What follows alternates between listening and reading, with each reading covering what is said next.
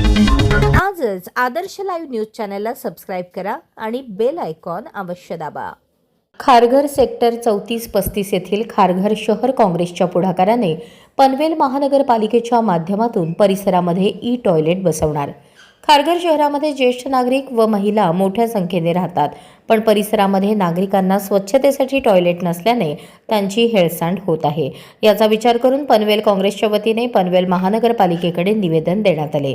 याच निवेदनाची दखल घेऊन पनवेल महानगरपालिकेचे अधिकारी भावेश चांदणे यांनी Kharghar sector 35 Sai miracle society परिसरातील जागेची प्रत्यक्ष पाहणी केली आणि पुढच्या आठवड्यामध्ये ई टॉयलेट बसवू असे आश्वासन दिले।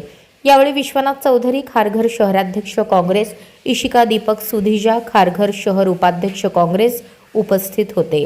शहर काँग्रेसच्या वतीने पनवेल महानगरपालिकेचे अधिकाऱ्यांचे आभार मानले। या ई टॉयलेटमुळे परिसरामध्ये नागरिकांना स्वच्छतेसाठी एक चांगली सुविधा मिळणार आहे, त्यामुळे काँग्रेस पक्षाचे परिसरात कौतुक केले जात आहे। तुमचा प्रत्येक इव्हेंट आता थेट लाईव्ह YouTube आणि फेसबुकवर आदर्श लाईव्ह न्यूजला संपर्क करा आणि तुमचा कार्यक्रम पोहोचवा हजारो लोकांपर्यंत।